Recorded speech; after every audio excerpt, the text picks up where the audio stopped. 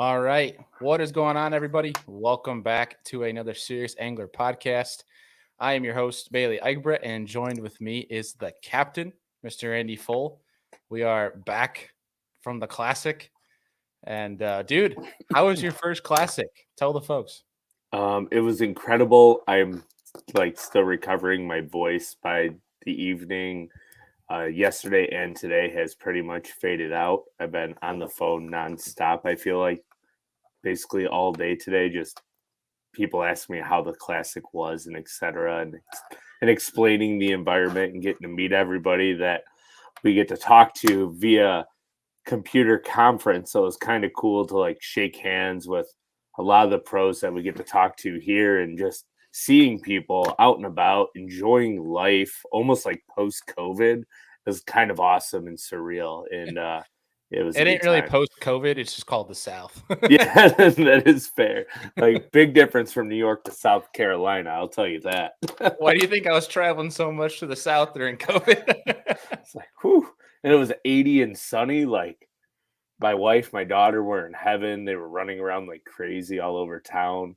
They traveled down with me as I walked around the convention. So, random fact, I walked 41 miles in 3 days. Dang, son. Yeah, put on some miles. I think day one I had over 17,000 steps too. I was like Luke was just saying, catching up on sleep. You're just Yeah. exhausted.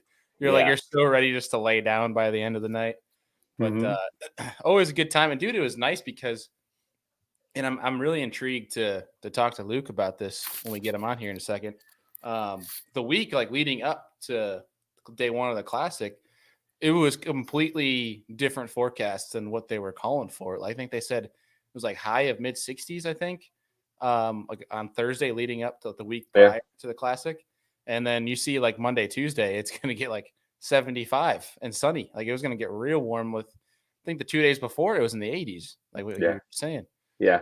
So, Wednesday when we got in, I think we got off the plane, it was 84 at Greenville Spartanburg Airport. And we were I rolled all the windows down in the car driving to the hotel. Into our Airbnb, and I was like, "This is glamorous. Don't send me back to Buffalo where everything is still ice.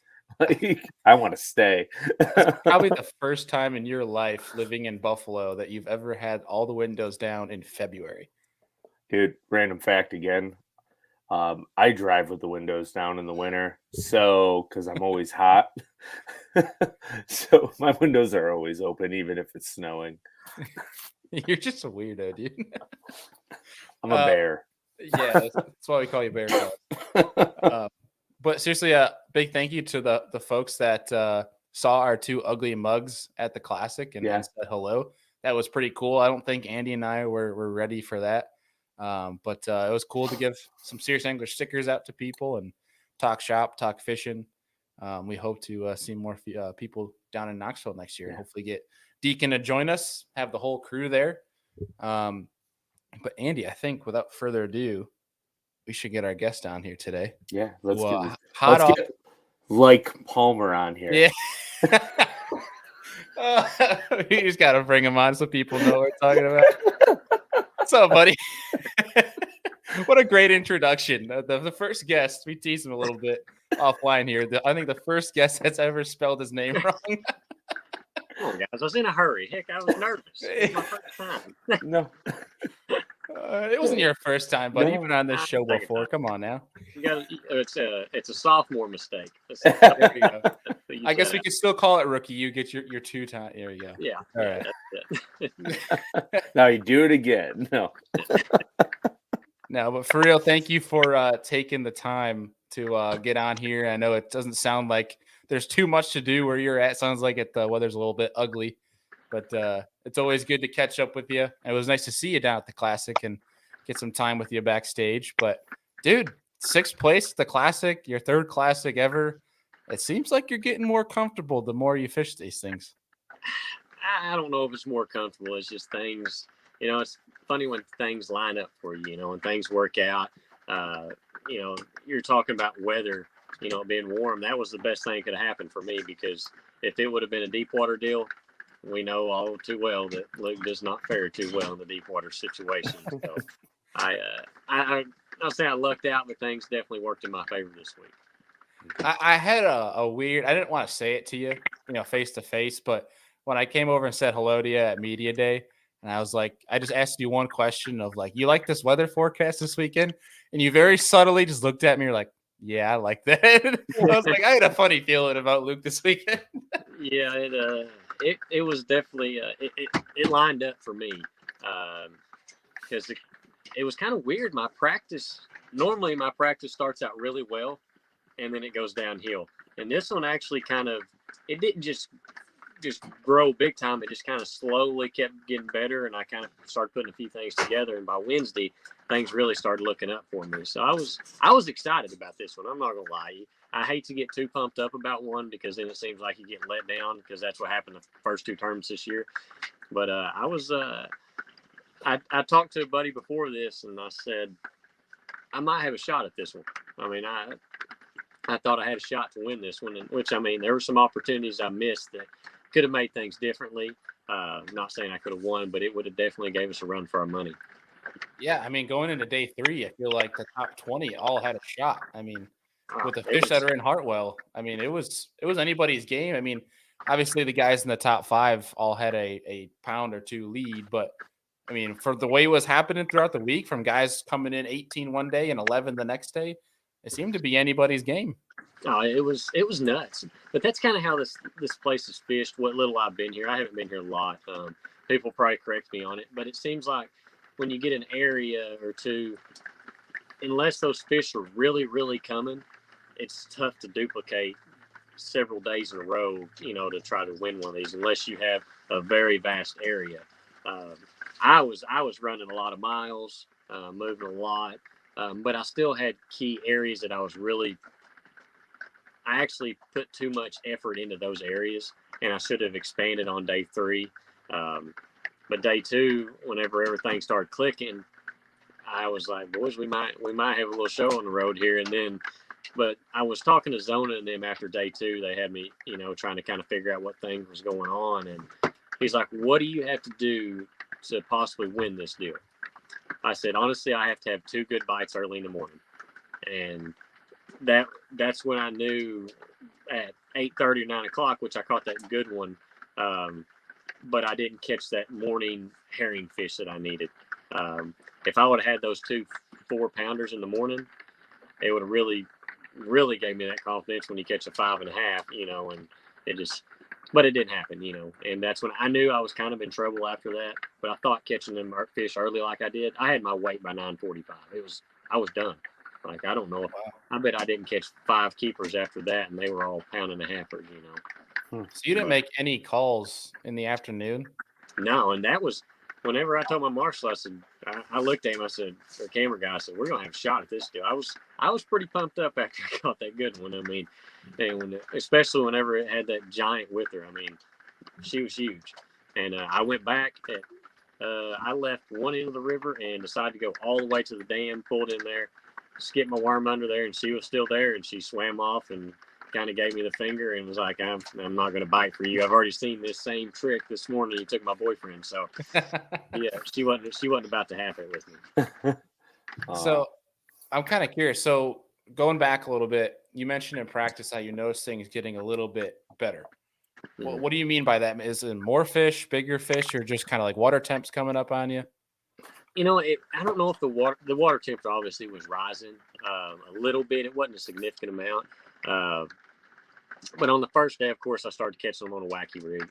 That's not my go-to deal. I mean, it's probably good I wasn't on live a lot on Saturday or Sunday, whenever it was, because I'm about out of wacky hooks.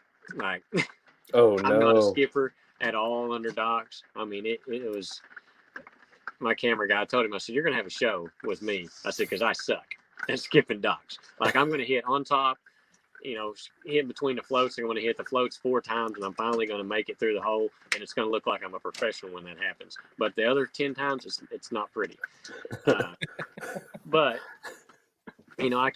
I kept at it, and I kept getting, when I was getting bites on the wacky rig, they were all more quality. But it was kind of weird. And early in practice, I was catching them in the very, very backs of these pockets.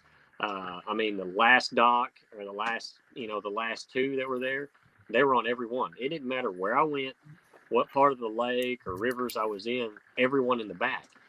And but when the tournament got there, or the last day of practice, I had a very good day. It was dumb, but that's normal. And everywhere I went, it was a gorilla. I mean, they were big, big, and but they had moved out to these docks that were anywhere from 6 to 10 foot of water, which really didn't make sense to me, because you think with the water warming up, more would be going to the backs. I mean, and from where I'm from, that's what happens. And it's almost like these fish backed out just a little bit to me. And I don't know if we just had a wave that maybe already had pulled up and maybe kind of done their thing, because it was really warm till we got there. I think a week or 10 days prior, I think they had a pretty cool spell come through, and that might have backed them off, because I seen several beds that were empty. So I don't know if that might have been the deal or what, but it just seems like the fish kept kind of pulling back for me, the fish I were after. Some guys said they started catching them further back in the pockets. Maybe that's what I should have done more of. But, hindsight's always 20/20 when you start looking at it. Yeah, that's for sure. I mean, were they the ones that you were catching further out? I mean, did they still have big bellies, or did it seem like they were more post spawn? No, they were all pre-spawn. I mean, I might have caught one or two that looked like post spawn, but mainly everything I caught they had good bellies on them. They're fat, and stuff like that. Yeah. I know Andy had a pretty good question for you in terms of like leading up to tournament days in the Classic, with the kind of like the weird different schedule that the Classic has. Andy, you want to throw that in? Yeah. So basically, like, you show up to a class and you're like, I know I'm going to have these 2 or 3 days to start. And then you get your off day, right? And then another practice day and then a media day. How do you balance all of that leading up to it now that you've been there 3 years? So I guess you can kind of lay out your progression. What was it like your first Classic to now preparing for the craziness pre-tournament? It's weird. My first Classic was nuts. I mean, it was. We're at Gunnersville, and I'd fished a little bit, but I say a little bit one time. We fished a tournament there. I think it was May or June. I can't remember my first time there, and I missed the cut. Had opportunities to do decent in that tournament, but not overly well. I never had the fish to win it. Well, whenever with that deal, it started out, I forget the first day of practice, it started snowing at 10 o'clock. And you're thinking, this is great. I haven't got a bite yet. And I ended up catching, I had 5 bites that day, and they were 2-pounders, which does not play at Gunnersville at all, But, I was able to get a few bites and finally done some things that I'm more comfortable with. But we also had to drive an hour and a half to Birmingham. That was brutal.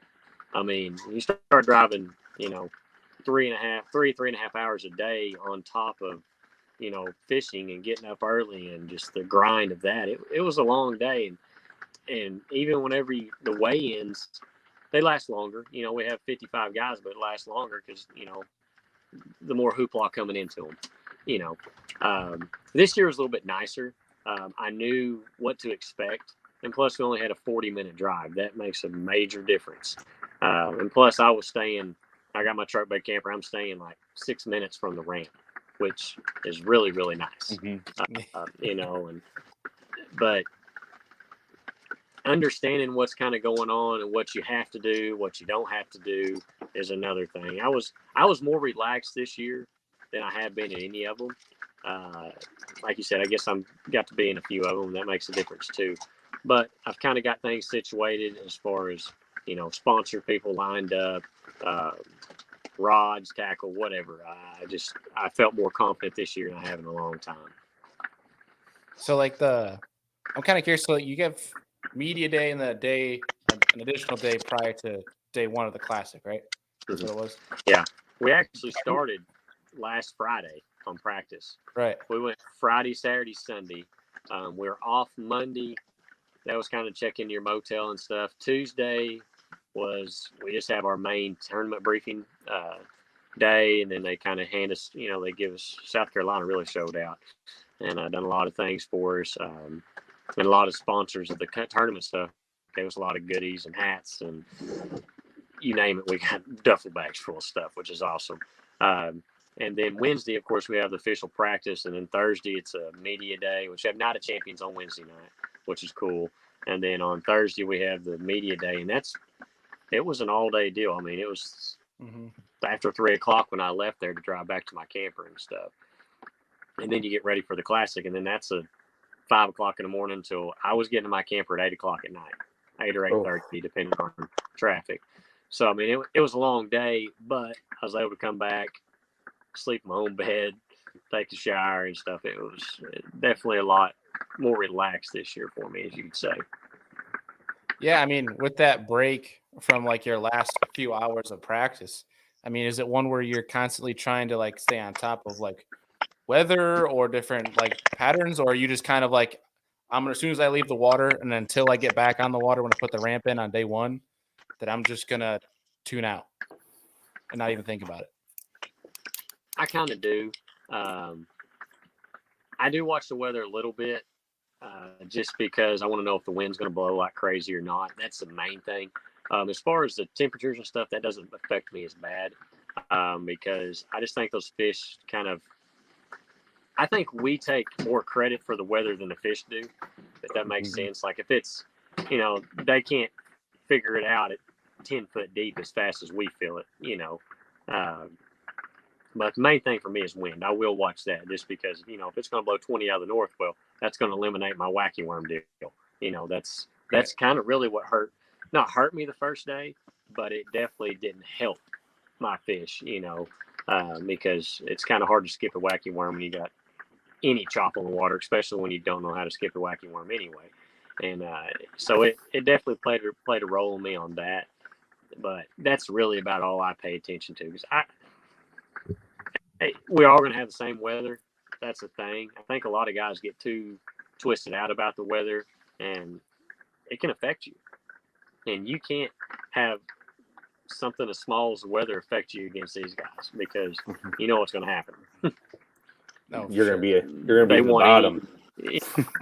Yeah, and it can happen in a hurry. You just can't let that affect you. So that's one thing. I just kind of take it day by day, because if you try to me, if you plan too far ahead and too much, it can allow things to put, cricks in your plan, and hurt you in the long run. For me, that's what I've experienced anyway. Right. We have a good question here from Jason Cushlin, and they said, it seems like Oklahoma guys do well on Hartwell this time of year. Does it set up similar to fisheries in Oklahoma? I kind of think so. I had some people ask me, like, how did Edwin do well here? Christy and stuff. And Christy's just a hammer. I mean, that's just he catches them wherever we go. But it actually, to me, and some people might say I'm looking at it wrong or whatever, but it really sets up to me just like the fish do at Texoma, which is kind of where I grew up fishing my whole life. Edwin was very good on Texoma. That was before my tournament fishing days. That's actually the first place I met Edwin. I was probably 7 or 8 years old. But he was really good at Texoma. And Texoma doesn't have a lot of structure. I mean, it does have more rocks and stuff than this place does. But it's got tons of floating docks, and it's got stripers. And we have shad, which if Texoma had herring, it would be identical. I mean, hands down, it would be very, very just like this place. And I think that's kind of what allows us to do a little bit better here.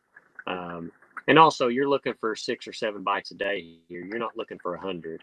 And that, I really think that's why guys from Oklahoma have done well here, just because of, I listened to some stuff about Christy, and he said, which he was going to put 2 baits in his hand. That's it. I mean, he was going to do it how he wanted to do it. And, that's why he won. But he stuck with what he knew was going to produce the better fish. And he knew if he got 5 or 6, 7 bites that day, that he had a potential to have the bag to win this deal. Yeah, and we're going to kind of get into that here in a second, kind of talk about where that swim bait fit into your wacky worm deal. But I'm kind of curious, in the topic of this show, we're talking about how to be consistent in a shallow pattern, over multi-day events. And my question is, starting from practice, you mentioned every, pocket you went into is like the last few docks is where you're finding the majority of the quality fish. Yeah. One, how many pockets will you run to figure out if that is true? And then two, like what kind of signs are you going to look for to know that that's going to hold up over a couple days, if that makes sense? Yeah, I understand. Actually, I ran about 3 pockets and was like, that's good enough for me. And I mean, I would check a few each day in practice just to make sure. Because I would go do some other things like this one here. I wanted to figure out how to catch herring fish. Never have done that for my life. Well, I came up here in December after a meeting, and I put that Scottsboro swim bait, and I said, and I'm not a big swim bait guy. I like to, when I throw a bait out there, I like to feel something when I reel it in, and instead of it just feels like swim baits are a do nothing bait sometimes to me. The less you do to them, the better off you are. If you just reel that thing in slow, that's my experience with them, which is not a lot. But I caught some fish doing that, and that gave me the confidence. Okay, I can catch some fish doing that. Well, I think the first morning here, I pulled up. I had one ditch that I was wanting to look at, and I pulled in there, and they were everywhere. And which I knew it was going to be hit. The ditch was going to be hit, and I knew I was boat 55 the first day, and there was 0 point in me even thinking about it. So, but I got onto that and caught some fish doing that, which gave me the confidence to possibly be able to catch a limit. I mean, the weights were a lot higher than a lot of us expected. Because, really 13.5, 14 pounds is prime real estate here. You're going to do pretty well. Well, you didn't make the cut with that. It was close to 15 pounds, I think. But on the shallow water deal, I did, even with the herring bite, I was fairly shallow. I mean, 2 out to 10 feet was about as deep as I could really fish it. Because it seemed like the fish deeper than that, for me, would follow my bait a lot worse. Because these fish are definitely educated. They're not dumb. They have been caught before. And I would pull into a ditch, and I would start out deeper, of course, trying to work my way in. I would hardly ever get a bite. But once I got under that 10-foot range up to, it would almost be dirt shallow. But the shallower I got, the more the largemouth started to play. I very rarely caught a spot in the very back. It was almost all largemouth. Largemouth is how you win here.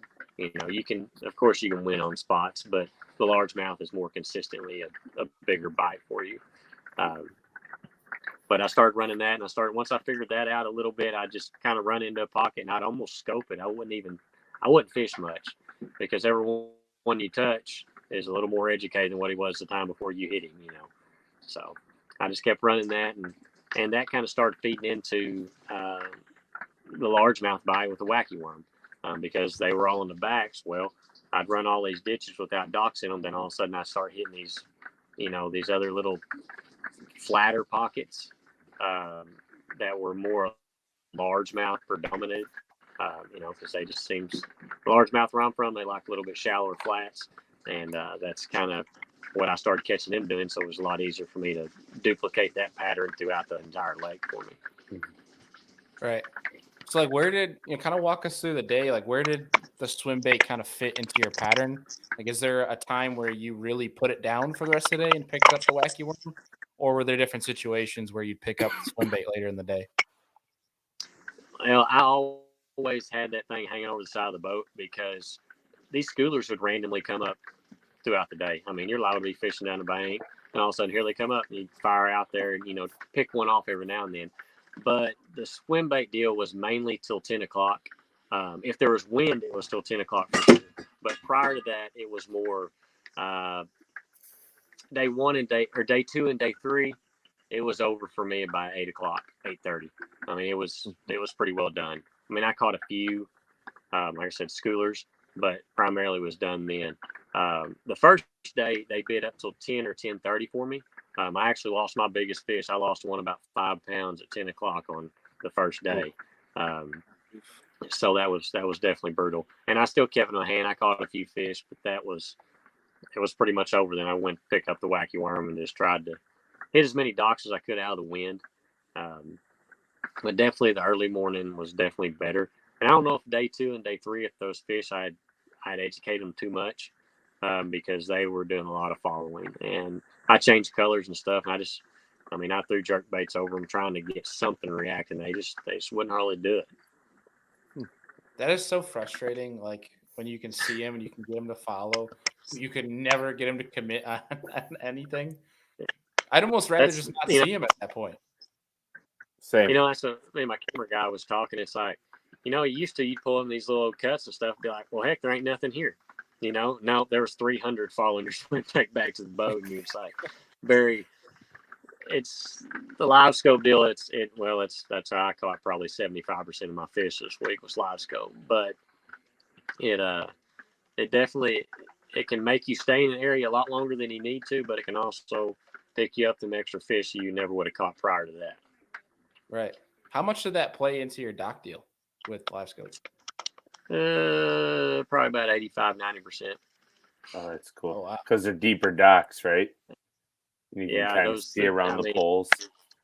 Yeah, I would scan under them, and when you skip a worm under it, you're liable to not see them because they can get right up next to those floats. You'll never see them, but I'd skip a worm under there in the high percentage areas, and these fish can see. The water's, you could see 4 to 7 feet in most of the place I was fishing, and you'd skip a worm, so hell, they can see it that far, every bit of it, and you'd see them, they'd come out and start following it down, and that would allow me to mark those docks, during practice, say, hey, there's definitely fish under these. These are my high percentage areas. Instead of just fishing 400 docks a day, I could go in, and I know my camera guy was probably like, he's not fishing half these docks. I'm like, well, there's 3 in this whole entire pocket that have fish on them. And I might skip under them. I'd look under them every day, but I would never fish them too hard if I didn't have the confidence to see a fish under them. We have a comment here, and I must have missed something today where Gussie was on a stream, but he said Gussie was dogging you today about your spinning skills. You better get him back tomorrow on BTL. Yeah, that's Matt Pangert called me and was telling me about that because Gussie was is on that Bass Talk Live. Gussie was parked beside me every day in the boatyard, and my tackle is very limited. I don't have a bunch of stuff. Like, I'm confident in what I have, and to me, confidence is what you got to do against these guys, because if you don't, you're going to get beat. And I'd bought some ball head jigs. I didn't have any jig heads. The ones I had were the most beautiful looking thing in the world. So I go and I went to 2 or 3 tackle stores, and I finally find some. And these things are as pretty lead silver as you have ever seen in your life. Like, people from Mars were looking at this stuff. And I was like, gosh dang. So I'm out there with a Sharpie coloring these heads in. I got my rag. I'm spitting on it, trying to get them where they're not as shiny. And and I had a swim bait tied on, and one took a fish that took the tail off of it.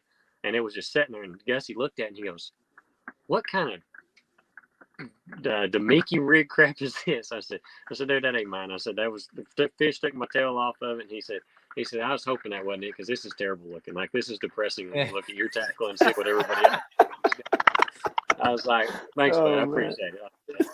And trust me, my swim bait heads collection is very, very limited. I throw a money minnow quite a bit, a bigger one, but the little 3-inch deal, I've had to start getting some new heads and stuff. So it's been an experience for me learning that extra. Expanding. I'm proud of you there. You're expanding. Digger and bad memory. I've got a Scottsboro swim bait now, so I'm getting out there. I got 3 baits in my box now, so I'm like the beginner's tackle box. When they start putting all of the things out, I come out and I got my 2 boxes, and it's like, oh, okay, you going to pond hopping? I'm like, now I'm going to fish the Elites. See you guys later. Chris has a good tip here. He says to dip the heads in vinegar. It dulls the lead quicker.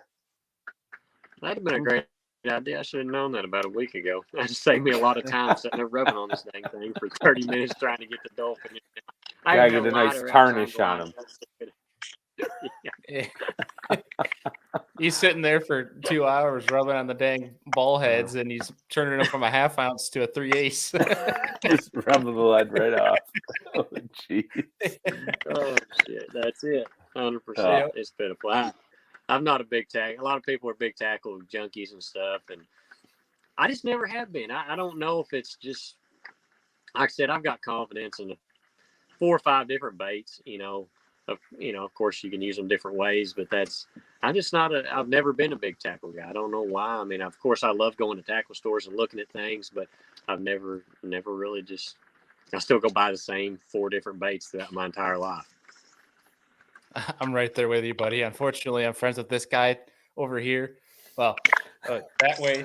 And he's like a huge JDM junkie. He's ruining me. So it's there's funny. some people. I was just going to tell a story earlier. You sent me a picture of one of the baits that somebody was using in the tournament. You're like, what is this? I'm like, I'm pretty sure it's that. And I found it within like 10 seconds on the internet. Yeah. Yeah, it was like one of so Bass's posts of everyone's baits. And it was like Taco Ito is one of the JDM baits he had. I'm like, what in the world is this thing? What was that big old blob of stuff on his reel? What was that? That's exactly what I asked Andy. It was like a Norrie's bluegill thing. I looked at it and I couldn't even see what it was. I was kind of like, I didn't understand. I was like, he's got some stuff that I don't even know existed. I mean, his tackle level is, he would laugh at me. Like, he would literally tell me to go home. Like, but there's people though that do, like you said, that do much better with a more simple setup of baits, like myself. And then there's people that try to expand on that and it can adjust well. And then there's people probably like us where you expand and just confuses us more. Exactly. I mean, when I started out, I had Patrick, Walters, and Cook come by my camper there that night before we started practicing. Patrick looked at me and goes, "What are you doing with all these spinning rods out?" He said, "You didn't even have one of these 3 or 4 years ago when you got here." And I said, "Well," he said, "you might as well cut this off, cut that off, and just give me heck, And I had 20 rod reels out, which is not my deal. I am not that person. I hate that much clutter on my deck. And so it was definitely, when I was able to get it narrowed down, I think I had 3 spinning rods on my deck, 2 wacky worms, and a drop shot. I don't know why I had a drop shot tied on, because I couldn't get them to touch it. I'd watch them all follow my stuff out to the boat, and you drop on them. We know what's happening. So, yeah, and I had 3 swim baits tied on. And, it was, when it got down to the final day, I said, if I'm going to do well, this is what I've got to have on to do well. And because I had Christy, he told me, we were shooting some film together one day, and he said, if I got 4 rods on the deck, he said, I kind of know what's going on. He said, if I got 3 to 2, he said, I'm starting to get it figured out. And he said, if I got 1, he said, I'm going to stick it to you pretty good. And look at Sabine. He had 2 spinnerbait rods out, and that was it, So there's a lot of truth to that, and I think that's the Oklahoma guy stuff. So yeah. So, go ahead, Andy. I was going to say, I want to get a little weird here real quick. When you see those spots chasing that little swim bait on a live scope and they don't want to commit, what words are going through your head to yell at those fish to eat that swim bait? Probably, no, I can't tell you that.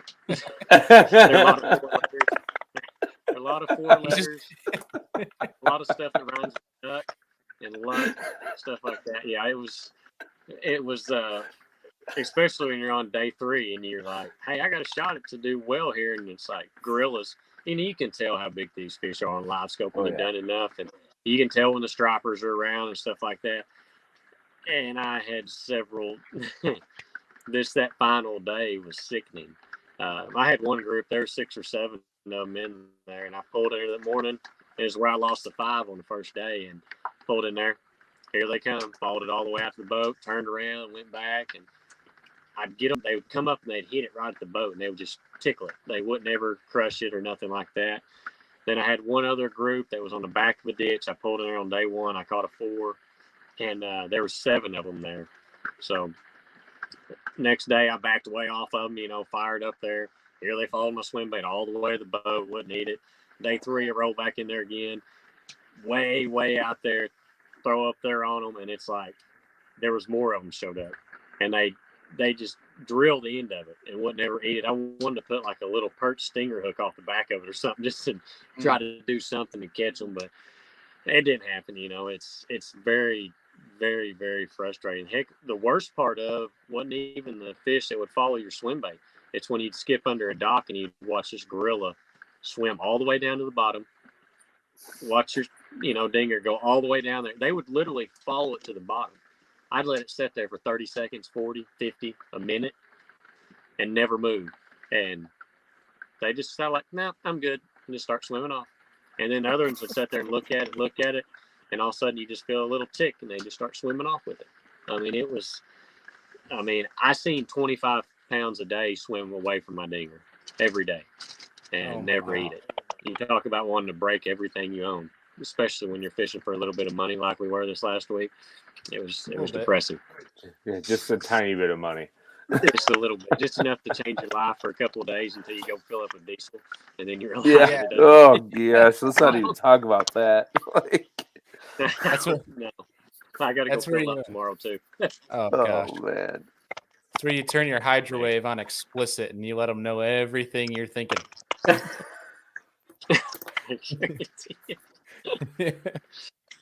If only there was a way. That's what was really, it was frustrating. This one was bad, like you said, and everybody dealt with it. We watched.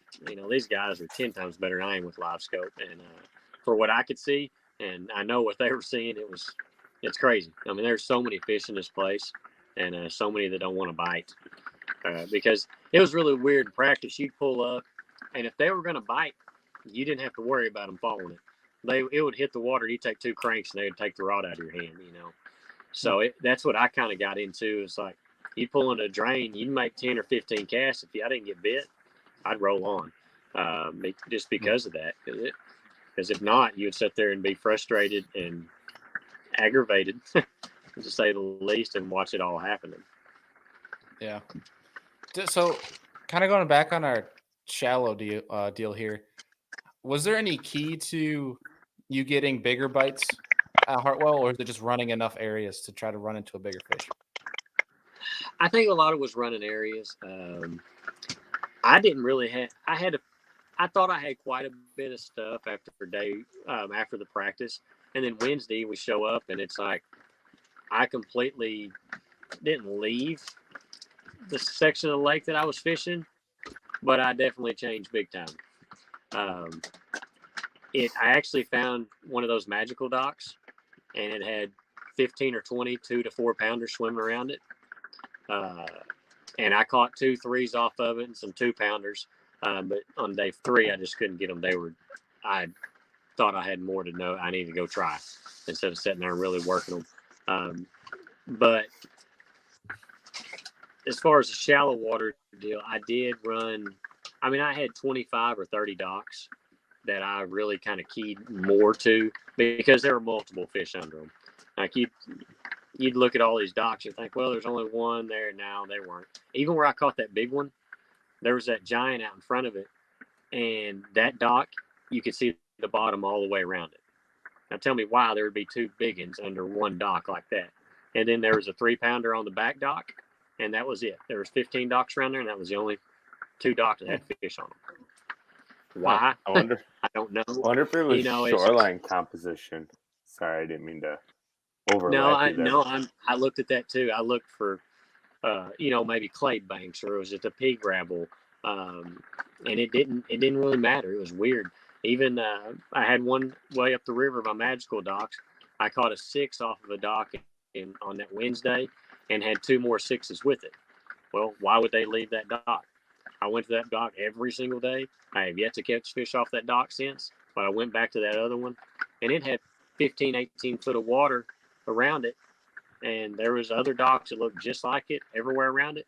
Didn't have a fish on them. That was the only dock in that little cut creek I was in that had a fish on it that I could get to bite. It was just kind of like, it's like a riddle. Why is it there? And you just kind of have to go and go and go until you found them docks. Is that like, could you almost label it as like that's the acting, quote unquote, secondary point going into the back of that pocket for them to go spawn on? It's the magical dock that I was on. It went back into the creek and it cut. And where that dock was, the only difference that I could see between it and the other ones around it is it was darker.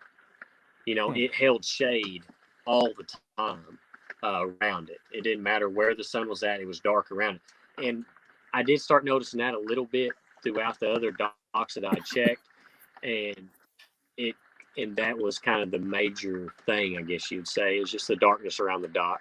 So as in fish, there's nothing for them to be on. I mean, you either got docks or you got cane or brush piles, and other than that, they're going to have to chase herring and shad around on clay banks, or sand or gravel, whatever it is, because they don't have, the rock population is pretty low out here. Yeah, that's so interesting. I mean, that's a completely different lay of land that obviously Andy or I are used to, being from New York. I mean, most of the docks there are all suspending, right? They don't have any fixed docks. Yeah, everything. I mean, there's some fixed one, but most everything is just free floating docks, which is Texoma in Oklahoma's got, it's got a lot of marinas that are like that, but they're really, they're 20 to 40 foot deep. But then I go to Lake Eufaula and it's got all pole docks, they're metal poles and stuff, but, and the fish set up different on each one of those. So it's kind of, it's just different, I mean, it's kind of one of those things you just have to, if you can get a bite or two, it can really key you into what you need to do really quick again for these fish. Because I'm not a electronic guru by no means. Like I used to have a stick in my boat and I could stick it over the side of the boat and tell how deep I was and where I could take off from. That's kind of how I've always been. I'm not a deep guy, and but I started doing that relief shading and stuff on these graphs, and mine was set on that 0 to 5 feet was red. Well, in practice, if it didn't have red on that dock, I might as well not even touch it, especially. And then, like I said, throughout the tournament, it seems like they backed off to a little bit deeper, so that was a yellow color for me. But I was able to kind of break it down like that, and I knew, I could just look at the map and say, okay, this is my higher percentage areas for how I'm fishing. So what's going to have the fish on them? So I started looking at more of that throughout the tournament than I did in practice, actually. To be able to run new water. You keep hitting the same stuff. Yeah, some of it's going to reload, but a lot of these are resident 4-pounders, and they just, they're not going to be a ton of them around normally, but you have those special moments that there's more than one there. That was going to be my next question is, in a shallow pattern, when you're being successful with it, how important is it to be able to see what's so important to your shallow pattern and being able to therefore replicate that and just go fish new water in the tournament, or is, how important is that in the end of a tournament in a multi-day event? It is. You have to have new water. I've got to get out of this mode that I'm in with fishing. I think that's really what's costing me possibly to win one of these deals. I mean, knock on wood, I've been blessed to have an opportunity each year I've been in the elites to win a tournament or two, and I haven't got it done. But I think it's because I will run out of fish. I'm more of a coming from team tournaments on single day deals. You get to fishing spots. In your home lake and stuff like that, you quit pattern fishing, and you have to pattern fishing, or have to pattern fish to do well in multi-day tournaments. I mean, you normally need more than one pattern to go off of. Very rare can one pattern, go through the entire, tournament for you. If that does happen, it's a miracle. And I get to where one day of practice, say I get on the shallow dock deal, well, I'm allowed to run a ton of that type of water, and trying to figure out exactly which areas they're in. And I've already got a preconceived notion where I'm going to go already, depending on the conditions.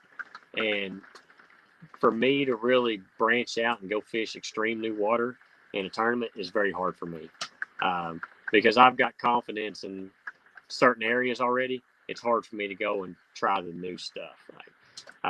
Because that's a risk. I know there's fish in these areas, or I feel like there is, and I've got to get out of that. I've got to get out of that gut, to have that gut feeling to go, hey, you can do this going and looking at another set of docks somewhere or another point or whatever. And that's kind of my downfall, I think, in me right now, to get that confidence to go do that. Yeah, I feel like that's never easy for anybody. I feel like that's such a hard hurdle to get over, is be able to go fish new water. Yeah. I think it was Polnick a few years ago that was talking about that hurdle, like being able to just like when you're acknowledging that, or no, maybe it was, I think it was Swindle that said that, you know, you have that gut feeling where like you get to one of your areas and you know it's just not going down, but you're feeling like the past few days you've had confidence in that area. You just need to pick up and go. Like ditch that feeling, ignore that like sign that your confidence is fooling you, and just go fish something completely new because it'll might mentally refresh you. You can kind of start acknowledging a few things that are going on. No, it's 100%. I've got to get out of that. Like it's tough because most of the tournaments I've done well in through my entire life has when I've stayed in an area, you know, not a giant area. I've stayed in a pretty small area and really milked it for everything it's worth. Because what's scary too about running new water is, did Christie just run this water? Did Welcher just run this water? Did Blaylock already come through here? You can get in a bad rotation, and because these guys find everything. I mean, it's just, that's it. I mean, that's why they're here. And to get in a bad rotation, and then all of a sudden you start hitting 2 or 3 spots or 4, like you felt like you should have had fish, and they've already been beat to death by the time you get there. And then you start second guessing, well, heck, I should have stayed where I was at. And that's, I think, what's happened to me several times. And I think that's the reason I go ahead and stick it out where I'm at most of the time. It's like I live and die where I'm at instead of trying to go branch out and do it. And I think if it ever happens, if I can ever branch out and it start working, I think that's when you can get that confidence to say, hey, it doesn't matter. I can just go, make it a practice day. But I think it's a lot too, if you can somehow get you some fish early to give you that confidence to keep rolling. Because if you got one fish in the box, you're like, well, what the heck am I supposed to do now? It's a mental game. A lot of people say what they want. I mean, all the guys have the tools here when they get here. It's just a matter of fact of who makes that decision at that last split second to boost them over the top, or fall to the bottom. I mean, it's that small of a decision can make the difference between winning or not even getting a check. Mm-hmm. Yeah, it's always the guys that are able to go practicing on tournament days that are the most dangerous, because mentally that they're rolling. And especially they have that freedom to go check out more stuff, and you're still in your confidence area that you think you're confident in, and it's just not going for you. Yeah, I've never really got to do that. I don't think I've never had a tournament that I pulled up and it was like, hey, it's here. I've got my 17, 18 pounds. I'm going to go hang out the rest of the day. I might have had that happen once or twice. It's like, I try to go do more, and it's like, well, I don't want to go bust some 4-pounders or 3s, when I'm going to, it's tough. And so it's, like I said, it's a struggle. It's a mental block. It feels like I got to get over. And I think if I can ever get over that, I think it'll really start heating up for me. But it's hard to change a lot because I've been very blessed and, with being fairly consistent throughout my career. And kind of hard to change something that's been working for me for this long anyway. Right. When you're practicing, and like obviously you're a shallow guy, so majority of the time you're spending is shallow. Will you go through an area and just basically catch them until you catch some quality fish, or is it kind of once you start getting into some numbers and realize it's a healthy area, then you'll pull out and leave it for tournament day? I normally go ahead and catch some fish till I get to the quality that I think is going to be potential for the tournament. It seems like some of the lakes we fished, that the fish really group to size. Like here, if I pulled into a spot and they were, let's say, a herring gill, and they were 1.5 pounders, I didn't catch anything over 1.5 pounds or 2 pounds. But if I pulled in there, they were 2.5s, or they were all the same size. It was really different for me. So that's kind of like, I'm not going to go through there and skip a jig for 2 hours and catch 1.5-pounders, and it's going to take 18 pounds a day to do well. So I'll go till I catch a few decent ones, and then I'll kind of look the area over a little bit different, either start shaking fish off or completely get out of what I'm doing and try something else. Yeah, I feel like that's just always, at least for me, because Andy knows that I'm not a shallow guy. I might be the polar opposite of you in that I like to never see the bank if I can. I don't know. I'm just weird that way. So it's like Yeah. always a weird thing. It's like I think it's you have to understand that body of water and kind of get a feel for what's going to be good throughout that tournament. And just that's always the struggle for me is how much should I catch? How much should like when should I leave? You know, what determining factors do I need to know about that area? And most likely you're not going to know until tournament day until the results are shown to you. But it's always a struggle, and that's why I like to ask you guys that question. The professionals at it, of course. Yeah. Now, and that's what I normally give myself a day out deep. But then I'm thinking, well, dadgum, this is not where I'm supposed to be. This is not my deal. Why am I out here? And then I go and I start getting bit up on the bank or wherever. And I'm like, you idiot, that's not your deal. Get up on the bank. Because I spent a fair amount of time. Well, I spent 2.5 days here in the fall. And I think I fished 3 hours in 2.5 days. I spent a lot of time behind the wheel. And I stayed primarily in the midsection of the lake just because that's where this thing is. That's where it's been won every time. I mean, it normally doesn't take this much weight, but it normally is won out of the middle section of the lake. It seems like that was where the better quality for me. Now you get up the river, it seems like I catch 1 or 2 better fish, which is what I would do after I, had a decent limit. But I really wish I could get confident because I think if you ever do figure out the deeper bite, it seems like it can be a little bit more consistent for you, especially for a multi-day tournament. And normally there's not just one fish out there, on a rock pile. Mm-hmm. If you've got one stump, you're going to have one bass on it in 4 days, and that's it.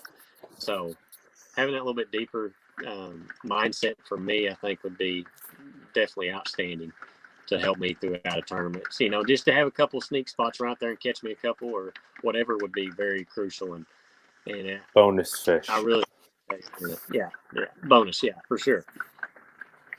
It seems to be like, and this isn't coming from me, my perspective. It's more coming from the folks I've talked to from the South that it seems the tide is flipping on the deep for shallow. The deep fish are becoming the most pressured fish now, and that these shallow fish are kind of becoming free game for you guys. The live scopes definitely helped out with that. It has.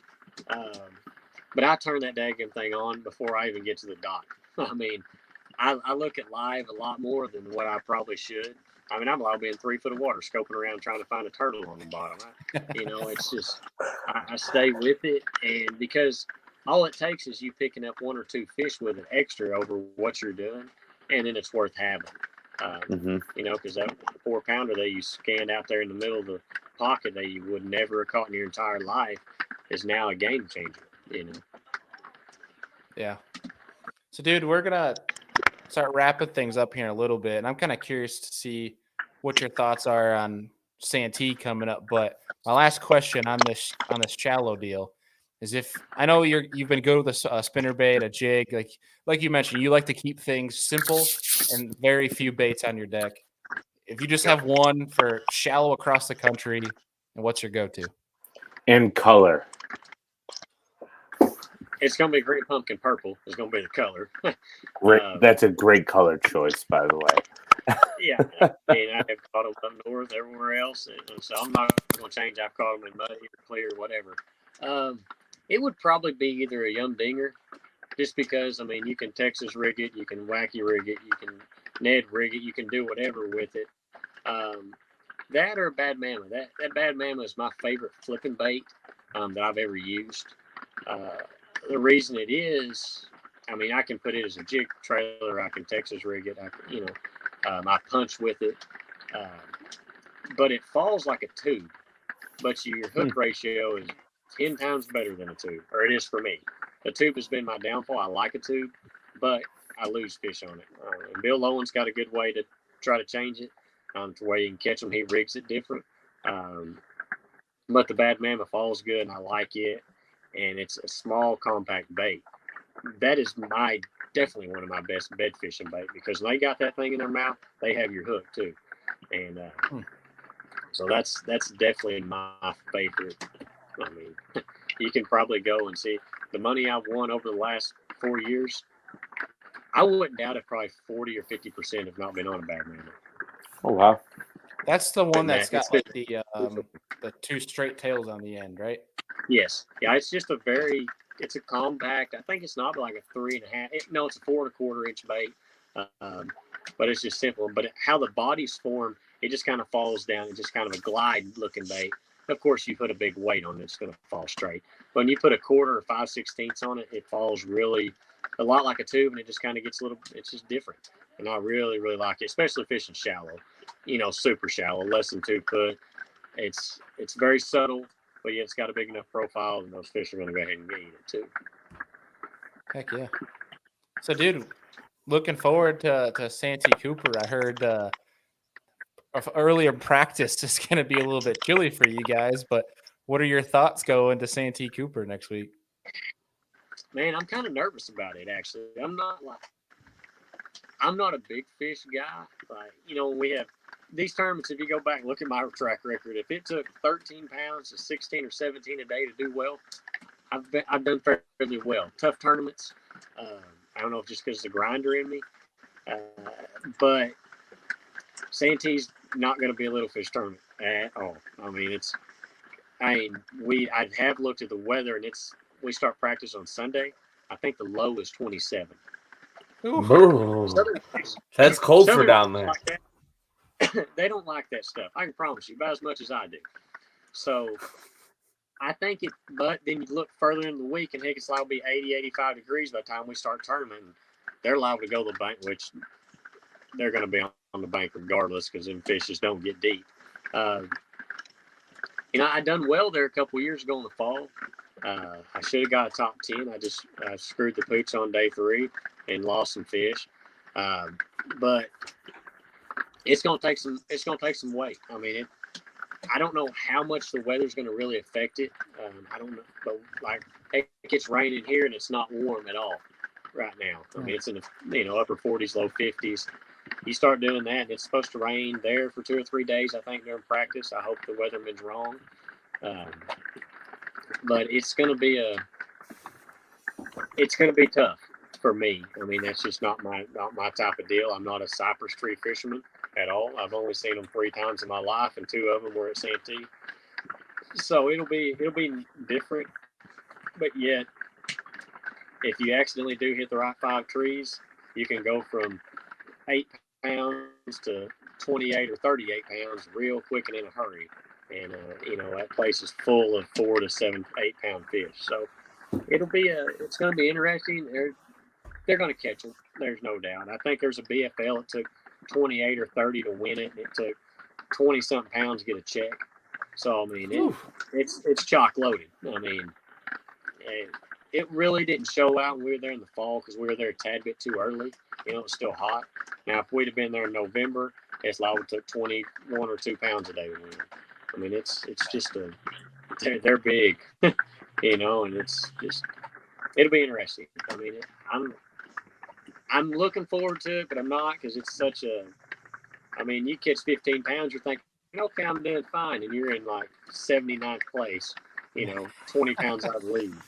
So it's going to take more than 15 a day to do well. I can promise you that one. I mean, it's liable to be a 17.5 to 19 pounds a day to do well, that's insane to me, but that's just, I was there a few years ago. I didn't catch very many fish until finally on the 3rd day I was there looking at it, that I finally caught a 7 and some 4s and lost a couple big ones. I was like, well, hell, that was easy. It was, I spent 2.5 days and finally got those bites. But I've got a little more confidence, a little bit more known about the lake. I don't know a lot about it, but I do have some areas that I think I can go to and probably catch a few fish. And at least I'm not just running around like a chicken with my head cut off.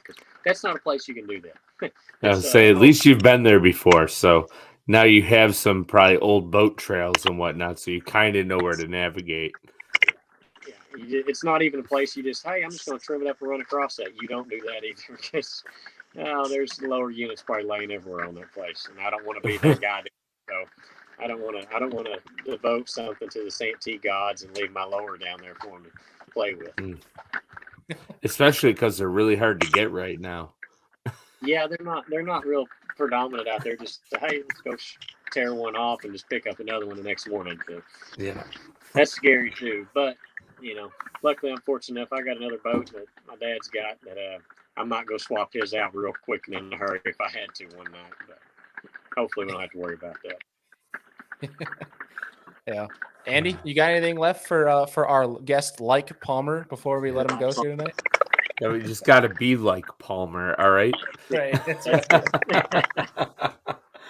So, no, dude, I wish you the greatest success the rest of the year. Congrats on the top 6 at your 3rd Classic. And I guess from here, all you can say is you keep going up. So hopefully you do get that win this year. We'll be cheering for you. I appreciate it. I want to get a trophy. I ain't had one in several years, and I hadn't won anything since the ABA Nationals. That was the last big deal I won, and I'd really like to have one of these blue ones. I mean, since I ain't got a black trophy because it's already Christy's house now, so I guess I'll have to be content with the blue one for the next year anyway. But I don't know what can happen. I've kind of got beside the 8 ball this year and got behind the Classic cut in these first 2, so it's early.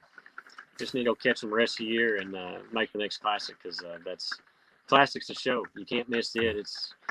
I never want to miss one. I haven't missed one yet. I don't want to start now. So we're going to give them hell the rest of the year, and where the cards falls, where it's going to be. That's just all you can do is fish your butt off and hope for the best because that's all you can do against these guys. Because when it falls in your favor and because you have to have everything lined up to win one of these deals. You can't lose fish.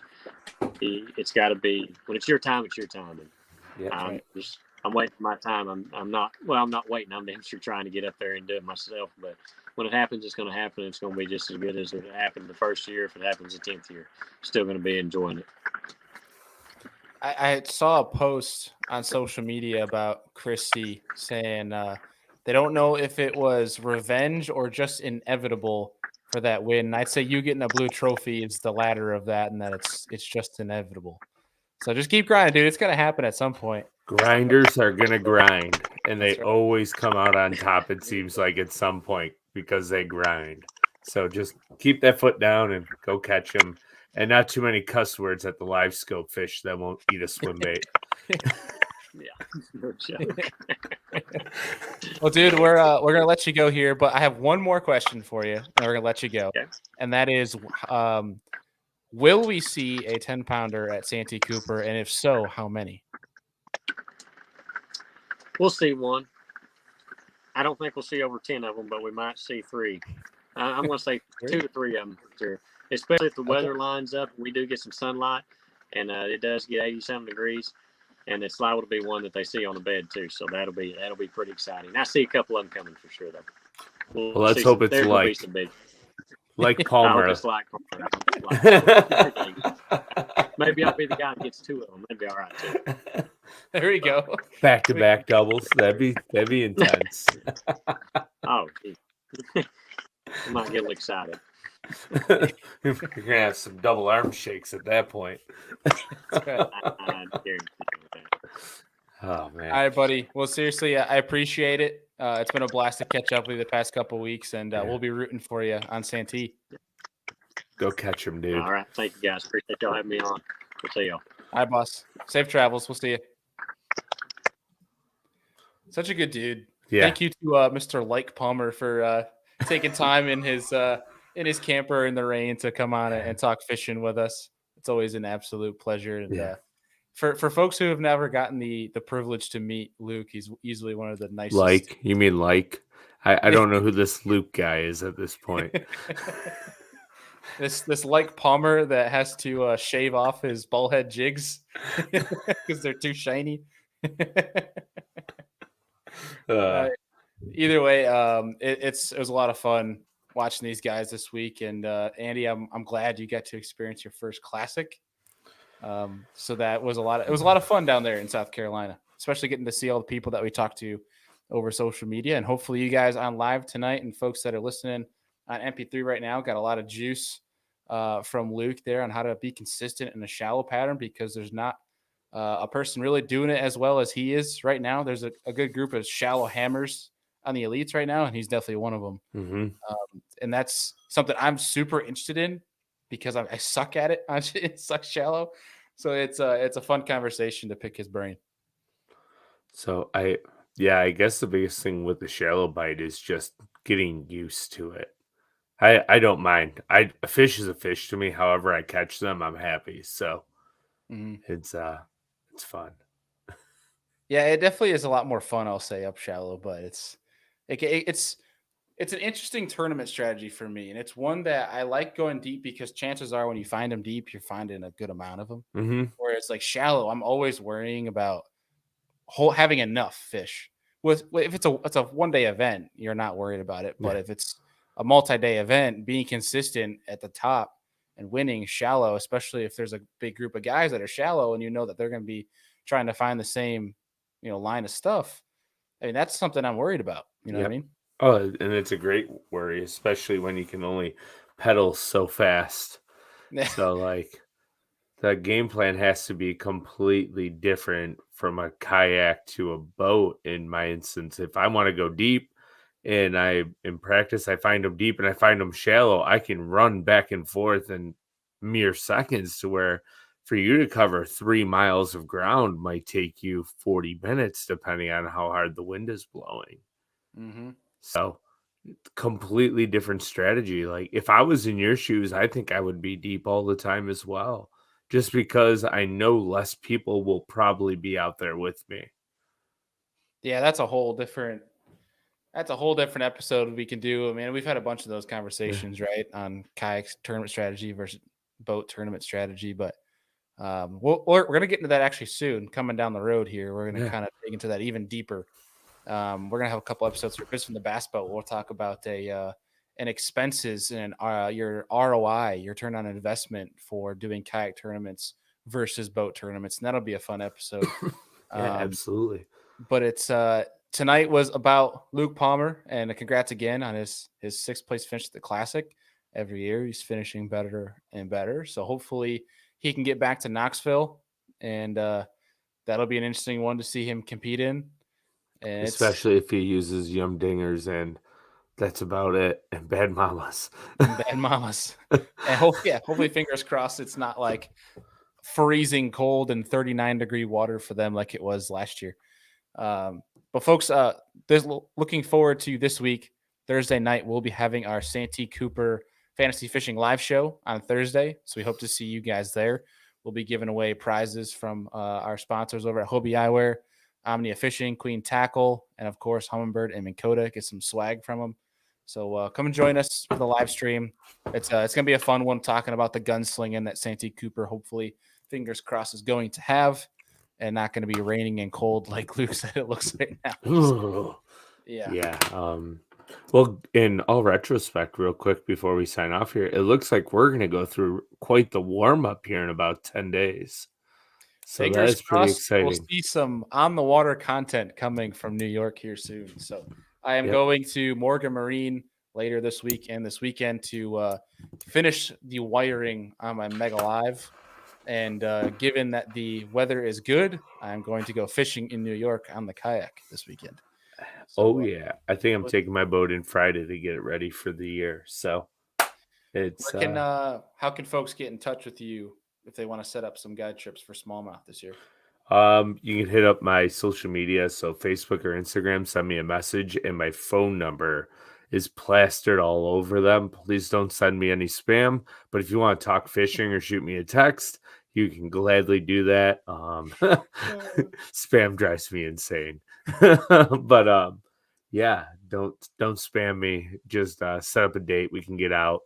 June is just about fully booked. I got a few days left in May, and then anything from like July through November is pretty much fair game right now. So let's get on out. Yeah. And so, folks, to make it easier for you guys, every show we have, whether it's on YouTube or you're listening at MP3, have show notes. And you can go down and get Andy's social, or at the bottom, Andy's email is down there, fullfishingguideservice@gmail.com. And you can get in touch with him and come fish. And if I'm around, we'll go out, get a beer on me, and we'll have a good time. So he'll get you on the fish, and all I'm good for is buying your beer that night. Either way, it was a really fun show tonight with Luke. It was good to get him back on here. We have our Santee Cooper show is this Thursday, and next Tuesday night live, we're having Mr. Gary Klein on the show, which I am really that's gonna looking be a good forward one. to. I can't wait to unlock some juice. I've had the pleasure of getting the boat with Gary, and he showed me a few things, and we're going to expose it on Tuesday Night Live next week. So Some power bait jigs, maybe. way more than just power bait jigs, some stuff. Wow. We're going to dive deep in the box with Gary's expansive knowledge of bass fishing. So we're really looking forward to that. Gary's a really good dude, and the guy can talk forever. So he's going to make for a really fun podcast. So that's going to be good. And folks, we just appreciate you guys tuning into these shows. It's always a fun time. Always. We are back from our Bassmaster Classic hiatus and look forward to seeing you guys on Thursday night. We'll see y'all.